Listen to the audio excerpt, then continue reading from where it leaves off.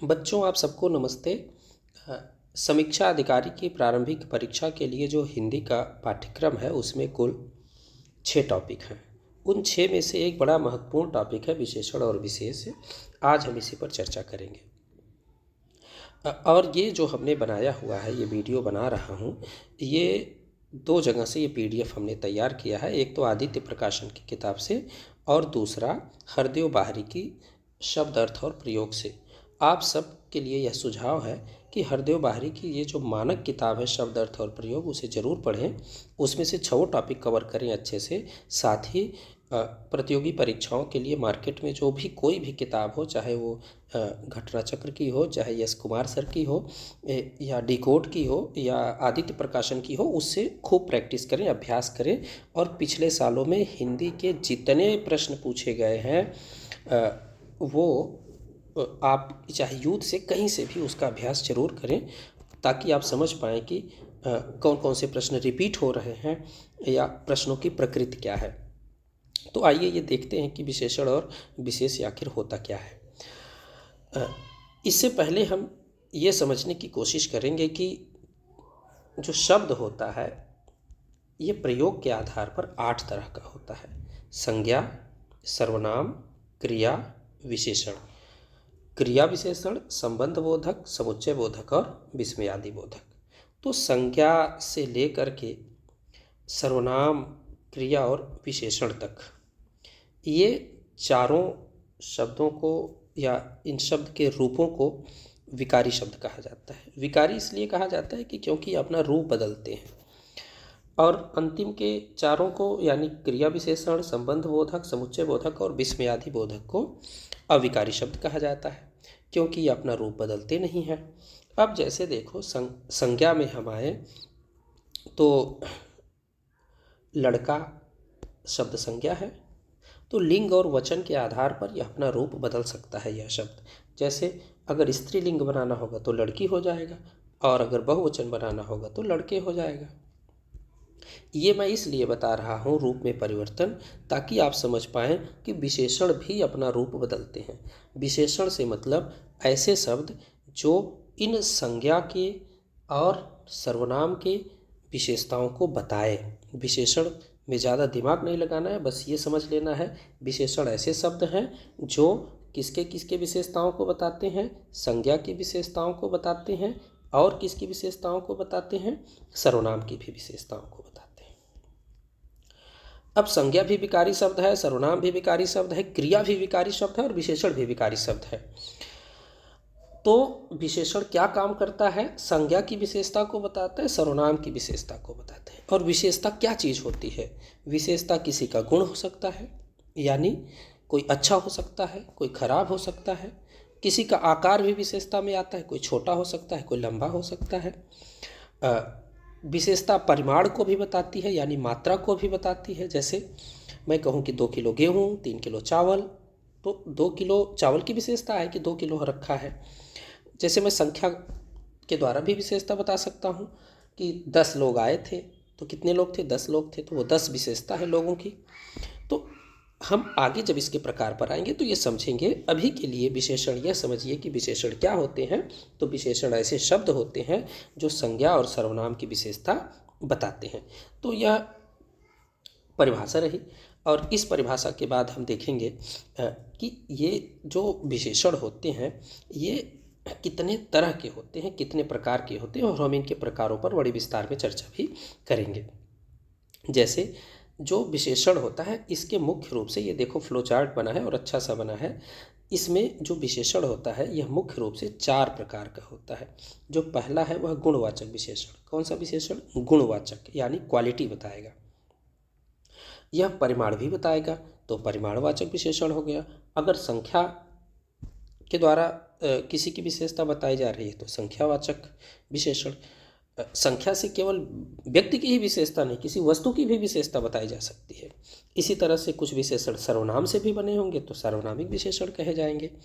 अब हम गुणवाचक विशेषण की बात करें तो जो गुणवाचक विशेषण होता है वह किसी भी व्यक्ति की क्वालिटी बताने का काम करता है। क्वालिटी में किसी व्यक्ति का रंग आ सकता है, जैसे कोई काला हो सकता है, कोई गोरा हो सकता है, कोई वस्तु का रंग आ सकता है, लाल हो सकता है, पीला हो सकता है, नीला हो सकता है।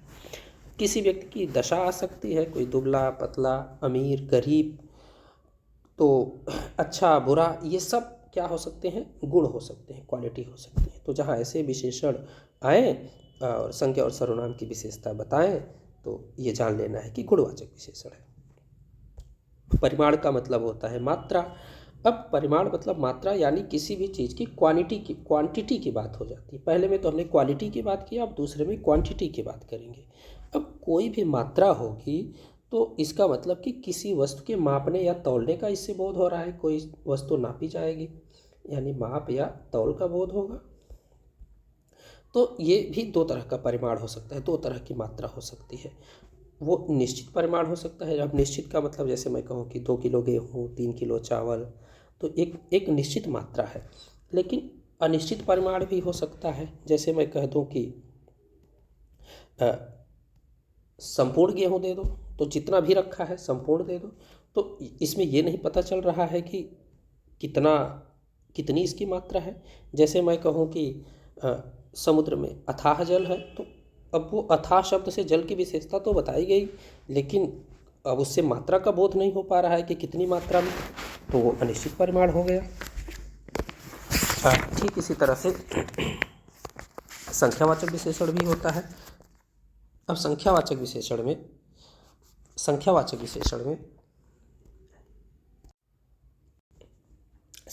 विशेषण में अब दो तरह की संख्यावाचक विशेषण हो सकते हैं। एक तो निश्चित संख्या हो सकती है, एक अनिश्चित संख्या हो सकती है। अनिश्चित संख्या में हम देखें तो हम कहते हैं कि कुछ लोग खड़े थे। अब कुछ लोगों से ये नहीं पता चल रहा है कि कितने लोग थे, तो कुछ कह दिए, अनिश्चित संख्या हो गई।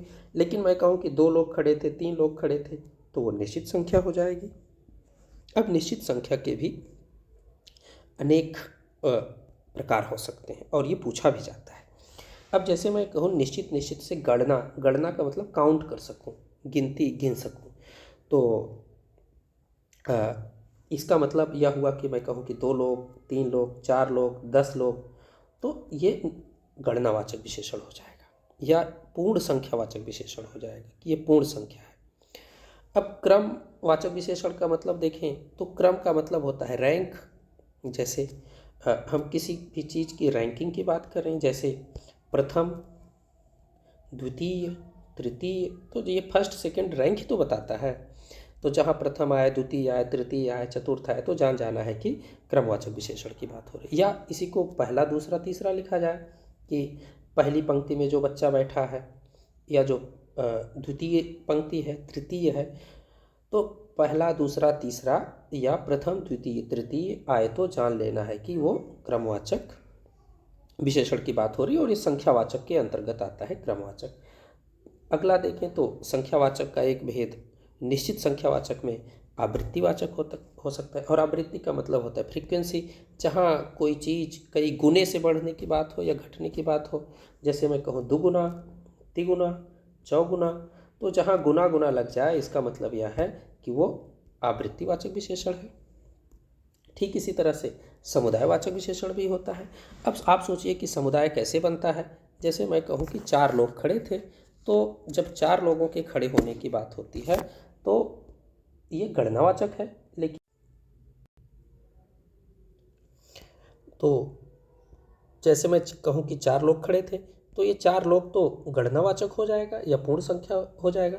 लेकिन जैसे ही मैंने कह दिया कि चारों लोग इधर आओ, तो चारों शब्द कहने से एक समुदाय का बोध होता है, यानी सबका एक साथ हमने एक समुदाय बना दिया है, समूह बना दिया है। तो एक साथ बुलाने का बोध हो रहा है, चारों लोग इधर आओ। तो ये चारों, पांचों, तीनों, ये समुदायवाचक विशेषण के भाग हो जाएंगे। अब समुच्चय बोधक, देखिए मानक किताबों में समुच्चय बोधक का कोई अलग से भेद नहीं दिया है, लेकिन जो समुच्चय बनता है वह किन्हीं 2 चीज़ों को जोड़ने का काम करता है। जैसे मैं कहूँ एक लड़का और एक लड़की, 2 लड़के और 5 लड़कियाँ, तो एक समूह बनाने का, एक समुच्चय बनाने का बात किया जा रहा है। तो जहाँ और शब्द से जोड़े गए शब्द मिल जाए तो वो जान लेना है कि समुच्चय बोधक होगा। प्रत्येक बोधक में हर व्यक्ति के, हर वस्तु के अलग अलग होने का बोध होता है। जैसे मैं कहूँ कि हर एक लड़का सामने आए, हर एक, तो प्रत्येक व्यक्ति के अलग अलग होने का बोध हो रहा है। जैसे मैं कहूँ प्रत्येक बालक, तो प्रत्येक शब्द से हर एक के होने का बोध हो रहा है, तो ये हो जाएगा प्रत्येक बोधक। अगला जो महत्वपूर्ण भेद है वह है सार्वनामिक विशेषण। अब देखिए, जो सार्वनामिक विशेषण होते हैं ये सर्वनाम से बने होते हैं। तो पहले मैं सर्वनाम बता देता हूँ क्या होता है। सर्वनाम ऐसे शब्द होते हैं जो संज्ञा की जगह पर प्रयोग किए जाते हैं। जैसे मैं कहूँ कि राम एक अच्छा लड़का है, वह प्रतिदिन विद्यालय आता है। मैंने पहली बार तो कहा कि राम अच्छा लड़का है, लेकिन दूसरी बार कहा कि वह प्रतिदिन विद्यालय आता है, तो वह मैंने कहा, राम नहीं कहा। तो राम की जगह पर मैंने वह शब्द का प्रयोग किया, यानी वह क्या बन गया, सर्वनाम। वैसे भी इसमें लगा है सर्वनाम, यानी सबका नाम, जो सबके नाम की जगह पर प्रयोग किया जा सके। ये जितने भी प्रकार के हो सकते हैं उन्हीं प्रकारों से ही विशेषण भी बनाए जाते हैं। तो जब इसके सर्वनाम के प्रकारों से विशेषण बनाया गया तो उसका नाम भी इन्हीं सर्वनाम के प्रकारों के आधार पर रखा गया है। जैसे संकेतवाचक या निश्चयवाचक विशेषण, अनिश्चयवाचक या सार्वनामिक विशेषण, प्रश्नवाचक सार्वनामिक विशेषण, संबंधवाचक सार्वनामिक विशेषण। इसका मतलब यह है कि इस नाम से सर्वनाम भी होते होंगे। तो सर्वनाम के 6 भेद होते हैं। उसमें से संकेतवाचक सर्वनाम होता है, अनिश्चय वाचक भी सार्वनामिक विशेषण हो सकता है, अनिश्चयवाचक सर्वनाम हो सकता है, प्रश्नवाचक सर्वनाम हो सकता है, संबंधवाचक सर्वनाम हो सकता है। तो इन सर्वनामों से ये बनाए गए हैं। अब हम पहला देखें कि संकेतवाचक सार्वनामिक विशेषण क्या होते हैं। तो संकेत कहने का मतलब यह, या निश्चयवाचक कहने का मतलब यह हुआ कि ऐसे सर्वनाम जिसके लिए हम अपनी अंगुली उठा करके संकेत कर रहे हैं। जैसे मैं कहूँ कि यह बच्चा पढ़ने में बहुत तेज है, इसका मतलब किसी विशेष बच्चे की ओर मेरा संकेत जा रहा है। तो यह वह जहाँ पर भी ये शब्द आए उसे संकेतवाचक समझना है या निश्चयवाचक समझना है।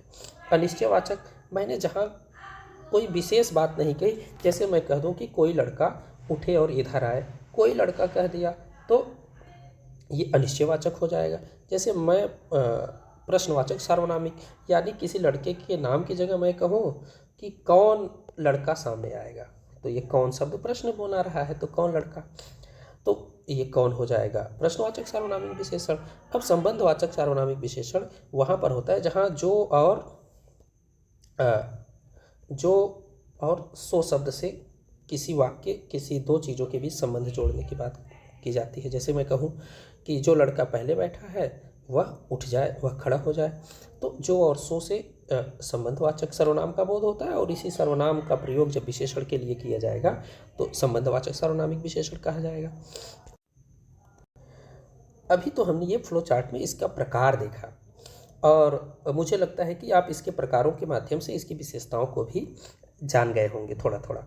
और अब हम समझेंगे कि इन सर्वनामों का किसी वाक्य में, इन विशेषण और विशेष का किसी वाक्य में प्रयोग कैसे होता है, और वहाँ से प्रश्न बनता है, बहुत महत्वपूर्ण प्रश्न बनता है परीक्षा में।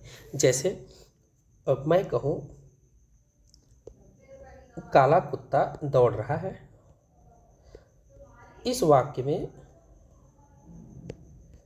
वाक्य में ये कुत्ता शब्द क्या है, संज्ञा है, और इसकी विशेषता कौन बता रहा है, ये काला शब्द बता रहा है, यानी काला शब्द विशेषण है। तो इसमें संज्ञा के पहले यह विशेषण आया है, तो ऐसे विशेषण को विशेष्य विशेषण कहते हैं। कौन सा विशेषण कहते हैं, विशेष्य विशेषण। ऐसे विशेषण को कहेंगे विशेष्य विशेषण, जहाँ पर विशेषण पहले आए और विशेष बाद में आए, यानी संज्ञा या सर्वनाम बाद में आए, तो वह विशेषण होगा विशेष विशेषण, काला कुत्ता। लेकिन मैं कहूँ कि कुत्ता काला है, एक वाक्य में यह प्रयोग हुआ। अब आप देखिए कि यहाँ काला शब्द बाद में आया, तो काला शब्द कुत्ता काला है, इसमें काला शब्द किस में आया, बाद में आया, और ये संज्ञा पहले आ गई, यानी विशेष ये पहले आ गया, विशेषण बाद में आ गया। तो इसको कहते हैं विधेय विशेषण। क्या कहते हैं, विधेय विशेषण। और विधेय किस लिए कहा जाता है? विधान करना, सूचना देना। इसका मतलब कि यह क्रिया की जगह पर यह विशेषण आ रहा है। इस वाक्य में कोई और क्रिया नहीं है, यह विशेषण ही सूचना देने का काम कर रहा है। किसके बारे में सूचना दे रहा है? संज्ञा के बारे में या सर्वनाम के बारे में। तो जब भी सर्वनाम या संज्ञा के बाद विशेषण आए वाक्य में तो जान लेना है कि यह क्या है? विधेय विशेषण है। अगर पहले आता है तो वह विशेष विशेषण कहा जाता है। हम कुछ प्रश्न सॉल्व कर लेते हैं ताकि आप समझ पाएँ कि हमने जो ऊपर ये अभी इनके प्रकारों को पढ़ा, क्या उससे हमारा कुछ कॉन्सेप्ट समझ में आया कि नहीं आया आप लोगों को। अब जैसे देखिए, इस प्रश्न में पूछ रहा है कि धुंधला शब्द में विशेषण है, यानी कौन सा विशेषण है। अब यहाँ गिनती नहीं है तो संख्यावाचक तो नहीं होगा। यह सर्वनाम से भी नहीं बना है, ना तो यह है, ना तो वह है, ना तो ऐसा है वैसा है, तो सर्वनाम भी नहीं है यह। इसका मतलब यह है कि अब इसको पकड़ना अगर है तो ऐसे पकड़ सकते हैं कि इसके बाद अगर यह विशेषण है तो कोई संज्ञा या सर्वनाम लगा दीजिए। जैसे मैं कहूँ कि धुंधला दृश्य, दृश्य कैसा है? धुंधला है, साफ नहीं दिखाई दे रहा है। उस दृश्य की विशेषता धुंधला सबसे पता चल रहा है, यानी उसका गुण बता रहा है, तो ये गुणवाचक विशेषण हो जाएगा। जैसे ये देखिए तीसरा प्रश्न, वह नौकर नहीं आया। अब कौन से नौकर की बात हो रही है? वह नौकर यानी किसी विशेष नौकर की ओर बात हो रही, तो यह और वह सर्वनाम होते हैं। और सर्वनाम में भी कौन सा सर्वनाम होगा? निश्चयवाचक सर्वनाम होगा या संकेतवाचक सर्वनाम होगा, तो यह सार्वनामिक विशेषण हो जाएगा। अब ये प्रश्न देखिए, तीसरा शब्द में कौन सा विशेषण है? तो जहाँ पहला, दूसरा, तीसरा या प्रथम, द्वितीय, चतुर्थ है, वह संख्यावाचक विशेषण के अंतर्गत रैंक बताने का काम कर रहा है, क्रम बताने का काम कर रहा है, तो ये क्रमवाचक विशेषण हो जाएगा। अब जैसे ये प्रश्न देखिए, सरीखा, सरीखा शब्द में कौन सा विशेषण है? अब देखिए, सरीखा शब्द के द्वारा न तो समुदाय का बोध होता है, न तो क्रम का बोध होता है, न तो गणना का बोध होता है, एक ही ऑप्शन बचा, गुण का बोध होता है। तो सरीखा शब्द के बाद जो भी संज्ञा या सर्वनाम आएगा उससे पता चलता है कि वह ऐसा लड़का या इस सरीखा, सरीखा शब्द का अर्थ जैसा हुआ, तुलना करने के लिए आएगा कि राम जैसा लड़का, तो ये किसी के गुणों की विशेषता बताने के लिए आएगा, तो सरीखा शब्द में गुणवाचक विशेषण हो जाएगा। इसी तरह से अब ये चौथाई शब्द देखिए, तो चौथाई शब्द से आवृत्तिवाचक तो नहीं होगा क्योंकि गुना गुना नहीं है इसमें। क्रमवाचक नहीं होगा, पहला दूसरा तीसरा नहीं है। गणनावाचक में इसलिए नहीं होगा कि वहाँ 1 2 3 4 निश्चित संख्या होती है, ये अपूर्ण बोधक होगा। चौथाई मतलब 1/4 की बात कर रहा है, यह संख्या अपने आप में पूर्ण नहीं है, तो ये अपूर्णांक बोधक विशेषण हो जाएगा। विशेषण जिस संज्ञा की विशेषता बताए उसे विशेष कहते हैं, आपको आसानी से बता सकते हैं इसको। अब इसमें देखिए कौन सा शब्द विशेष्य है। अब देखिए आसीन, कैसे पता चलेगा कि कौन सा विशेष्य है? विशेष्य का मतलब या तो वह संज्ञा होगी या सर्वनाम होगी। अब जो विशेषण होगा अगर उसके पीछे संज्ञा या सर्वनाम लगाएं तो आप आसानी से जान सकते हैं। अब जैसे देखो, मधुर विशेषण होगा, क्यों? क्योंकि हो सकता है कि मधुर के पीछे कोई भी संज्ञा या सर्वनाम हम सेट करें तो हो जाएगा। जैसे मधुर स्वप्न की बात की जाती है, जैसे कर्मठ पे आए तो कर्मठ व्यक्ति की बात की जाती है। लेकिन अब अग्नि है तो अग्नि तो विशेष्य होगी। क्यों विशेष्य होगी? क्योंकि जैसे मैं कहूँ कि जठर अग्नि यानी पेट की आग, जैसे वन अग्नि वन की आग, इसका मतलब यह हुआ कि अग्नि तेज भी जल सकती है, धीमी भी जल सकती है, यानी अग्नि की विशेषता अन्य शब्दों से बताई जा सकती है। अब आसीन शब्द भी अपने आप में विशेषण नहीं होगा, तो सॉरी विशेष्य नहीं होगा, तो इसमें कौन सा विशेष्य है? तो यह विशेष्य है अग्नि। अब ये प्रश्न देखिए, ठंडा पानी ठंड पैदा करता है, इस वाक्य में कौन सा विशेष्य है? तो अब विशेष्य पूछ रहा है, तो विशेष वैसे ही पता चल रहा है कि ठंडा और गर्म तो गुण बता रहा है, पानी की विशेषता बता रही है, तो पानी शब्द जो होगा इसमें विशेष्य होगा। अब इसी तरह से कुछ और महत्वपूर्ण प्रश्न देखें। हाँ देखो ये प्रश्न, तुम कहाँ पढ़ते हो? अब इस किस कोटि का विशेषण प्रयुक्त हुआ है? तो जब विशेषण की बात पूछी जा रही तो ये प्रश्नवाचक सार्वनामिक विशेषण होगा, है तो सार्वनामिक विशेषण, लेकिन यहाँ पर प्रश्नवाचक दिया हुआ है तो प्रश्नवाचक विशेषण हो जाएगा। लोभी किस विधि से निर्मित विशेषण है? अब देखिए, अभी हम नीचे एक लिस्ट देखेंगे जिसमें बहुत सारे शब्द जो है संज्ञा से विशेषण बनाया गया होगा, सर्वनाम से भी विशेषण बनाया गया होगा, क्रिया से भी विशेषण बनाया गया होगा। तो ये विशेषण कैसे बनते हैं तो उनके बारे में प्रश्न पूछा गया है। तो लोभी शब्द लोभ से बना होगा, और लोभ शब्द क्या है? संज्ञा है, यानी यह संज्ञा विधि से बनाया गया हुआ विशेषण है। कौन सा युग्म विशेषण नहीं है? तो अब वैसे भी पता है कि छोटा बड़ा तो क्वालिटी विशेषता बताता है, हरा पीला विशेषता बताता है, 2-3 संख्यावाचक विशेषण है, राम और लक्ष्मण किसी के नाम हैं तो ये विशेषण नहीं होंगे। ये एक महत्वपूर्ण प्रश्न देखिए, निम्नलिखित में से विशेष और विशेषण युग्म कौन सा गलत है? इसका मतलब कि 3 तो विशेषण और विशेष्य होंगे, एक ऐसा होगा कि जो दोनों विशेष्य दिया होगा या तो विशेषण दिया होगा।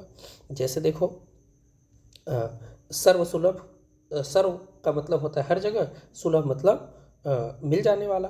अब कर्मनिष्ठ यानी अपने कर्म में निष्ठावान, भाव विह्वल यानी भाव में विह्वल। अब देखो यहाँ पर लिखा हुआ है ताजी रोटी। अब जो रोटी शब्द है, जो रोटी शब्द है इसके लिए जो ताजी शब्द विशेषण के रूप में आया है, देखने में तो ये सही लग रहा है, लेकिन वास्तव में रोटी गर्म और ठंडी हो सकती है और ताज़ा खाना के लिए, भोजन के लिए प्रयोग होने वाला विशेषण होगा, इसलिए यहाँ पर यह गलत हो सकता है। एक और दूसरा कारण है इसे गलत होने का, क्योंकि ये जो विशेषण और विशेष्य के युग्म है ये आपस में परंपरागत रूप से प्रयोग किए जाने वाले विशेषण हैं, हर जगह मिल जाएंगे ये विशेषण विशेष। जैसे सर्वसुलभ शब्द का प्रयोग बहुत जगह पर मिल जाता है आसानी से, इसी तरह से कर्मनिष्ठ शब्द भी बहुत जगह मिल जाएगा, भाव विह्वल भी मिल जाएगा, लेकिन ये वाला जो सेट है ये हमेशा हर जगह एक जैसा, इस जैसा नहीं मिलता है। तो ये हमने कुछ उदाहरण देखे, इस तरह से आप भी ये प्रश्न सॉल्व करने की कोशिश कीजिएगा, या हम अलग से इन्हें सॉल्व कर सकते हैं इस चैप्टर को समझने के बाद। अभी जो आपको मुख्य रूप से समझने की चीज़ है वो ये है कि जो हरदेव बाहरी की किताब है उसमें एक बहुत महत्वपूर्ण सूची दी हुई है। वो सूची इस बात की है कि ये कैसे आखिर विशेषण बनाए गए हैं और इसमें आपको पढ़ना क्या है ये समझिए। जैसे देखिए, उपसर्ग लगा करके विशेषण बनाया जा सकता है। अब जैसे कूल शब्द है, कूल के पहले प्रति लगा दिया तो प्रतिकूल शब्द बन गया। अब और आपको क्या करना है कि इसके आगे कोई विशेष जोड़ना है, जैसे प्रतिकूल प्रभाव में कर दूं, इसका मतलब पता चल गया कि हाँ ये विशेषण है, प्रभाव किसी के उल्टे प्रभाव की बात कर रहा है। जैसे गुण के पहले स लगाया तो सगुण शब्द आया, और सगुण ईश्वर की बात की जाती है। जैसे निर्गुण ईश्वर की बात की जाती है। जैसे भूत के पहले प्र उपसर्ग लगाया तो प्रभूत, जैसे कोई चीज़ प्रभूत मात्रा में है इसका मतलब बहुत ज़्यादा मात्रा में है। जैसे मैं कहूँ कि दूर उपसर्ग लगाया गम के पहले, तो गम मतलब जाने से होता है, जहाँ चला जाए, जाया जाए, तो दुर्गम राहें हो सकती हैं, निष्कपट व्यक्ति हो सकता है। तो ये आपको इस लिस्ट में समझना है कि इसके आगे कौन सा हम विशेषण लगाएं, विशेष्य लगाएं, जिससे कि आपको धीरे धीरे वो एक समझ बन जाए कि यह विशेषण है या विशेष्य है। जैसे गुलाब संज्ञा है, ई प्रत्यय लगाया, तो हमने ऊपर तो देखा था उपसर्ग लगा करके विशेषण बन रहा था, इसी तरह से प्रत्यय लगा करके भी विशेषण बन सकता है। जैसे गुलाब है तो यहाँ गुलाबी, तो गुलाबी कमल हो सकता है, गुलाबी फूल हो सकता है। राष्ट्र शब्द आया तो राष्ट्रीय धरोहर हो सकती है। इतिहास में एक लगा ऐतिहासिक, तो कोई ऐतिहासिक तथ्य हो सकता है, कोई प्यासा व्यक्ति हो सकता है, श्रीमान किसी के नाम के आगे लगा सकते हैं।